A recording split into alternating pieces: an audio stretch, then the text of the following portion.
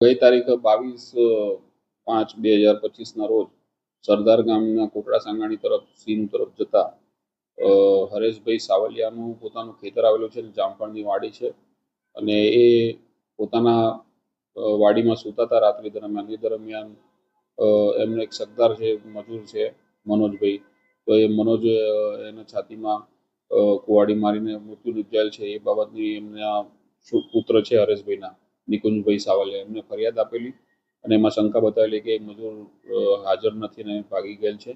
અને બીજા જે એમના કાયમી મજૂર હતા એ એમના વતનમાં ગયેલા લગ્ન પ્રસંગે, જેથી એ લોકો હાજર નહોતા. જેમનું નામ દિનેશ છે. તેથી આ મનોજે હત્યા કરેલાનું શક બતાવીને આ બાબતની ફરિયાદ આપેલી છે, જેથી આજેડેમ પોલીસ સ્ટેશનમાં આ બાબતે 103(1) મુજબ BNS 103(1) મુજબનો ગુનો દાખલ કરી મૃત્યુ નિપજાનો ગુનો દાખલ કરીને આગળની તપાસ બી જાડેજા PI કરી રહ્યા છે. હાલ તપાસ ચાલુ છે. હાલ કોઈ પ્રાથમિક કારણ મળેલ નથી. હાલ જે સરદારની તપાસ ચાલુ છે એને પકડવાના ચોખ્ખો ગતિ સાથે સાથે આરોપીને પકડવા માટે કઈ રીતના પોલીસ કામગીરી કરી રહી છે, ટીમો બનાવી છે, શું વાત છે? ટીમો બનાવીને મોકલવામાં આવે છે.